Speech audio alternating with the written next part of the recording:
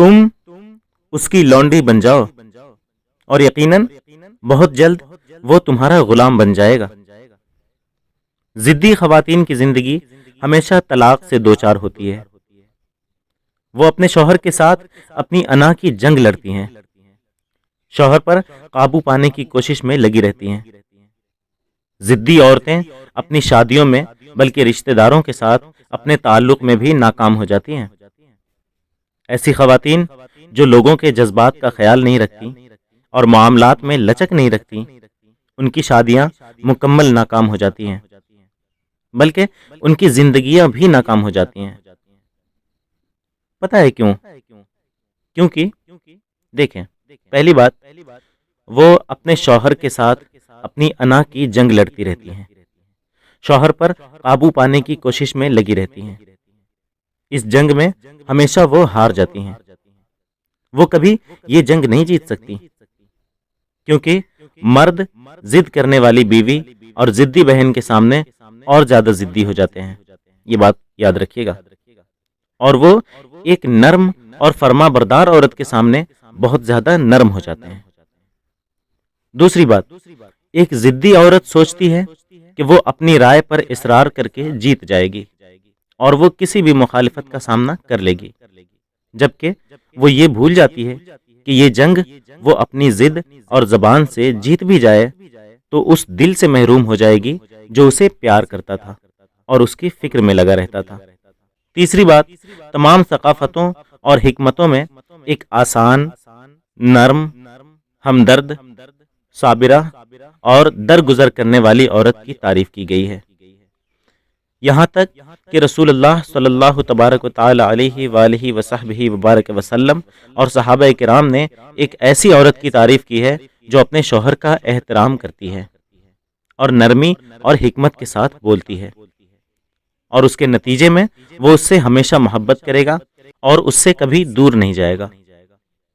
چوتھی بات، وہ عورت جو اپنے شوہر کی بات مان لیتی ہے اور طوفان کے گزرنے تک صبر کر لیتی ہے، وہ عقل مند عورت ہے، اپنے کنبہ کو بکھرنے سے بچا لیتی ہے۔ اور وہ عورت جو خشک چھڑی کی طرح بے لچک کھڑی ہوتی ہے، وہ ٹوٹ جاتی ہے، جس کا دوبارہ جڑنا ممکن ہی نہیں ہوتا۔ پانچویں بات، سمجھوتا نہ کرنے والی عورت اپنی رائے سے چمٹی رہتی ہے۔ وہ مسلسل اپنی فتح کا وہم برقرار رکھنے کی کوشش کرتی ہے، اس زوم میں رہتی ہے کہ میں جیت گئی اور آپ ہار گئے، میں ٹھیک ہوں اور آپ غلط ہیں۔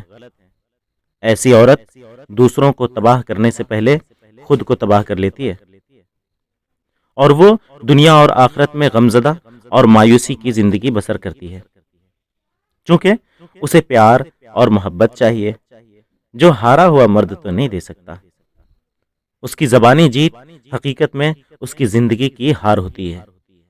چھٹی بات، ازدواجی مشاورت کے لمبے تجربات میں میں نے دیکھا کہ ضدی خواتین کی زندگی ہمیشہ طلاق سے دوچار ہوتی ہے اور ان کی خاندانی اور معاشرتی زندگی ہمیشہ تلخیوں سے بھری رہتی ہے۔ ساتویں بات، ایک بدوئی عرب عورت نے شادی کے دن اپنی بیٹی کو جو نصیحت کی تھی، تمام کامیاب خواتین اسے ایک عورت کے لیے بہترین تحفہ سمجھتی تھیں۔ اس کی نصیحت تھی، تم اس کی لونڈی بن جاؤ اور یقیناً بہت جلد وہ تمہارا غلام بن جائے گا۔ مرد مہربان، فیاض، ہمدرد ہوتے ہیں، لیکن ایک ضدی، بے وقوف عورت انہیں دشمن بنا دیتی ہے۔ آخر میں ایک عقل مند شیخ رحمہ اللہ کا قول، میں 27 سال تک ایک عدالت کا قاضی رہا اور میں نے دیکھا کہ طلاق سے زیادہ تر واقعات مرد کے غصے اور عورت کے بے وقوفانہ رد عمل کی وجہ سے رونما ہوتے ہیں۔ دوسرے لفظوں میں، عورت کی ضد مرد کو اس سے 10 گنا زیادہ ضدی بنا دیتی ہے۔ بات سمجھیں، اپنی زندگی کو سنواریں، اپنے ہمسفر کے ساتھ اچھا رویہ اختیار کریں، خوش رہیں، خوشیاں بانٹیں اور دعاؤں میں یاد رکھیں۔ السلام علیکم۔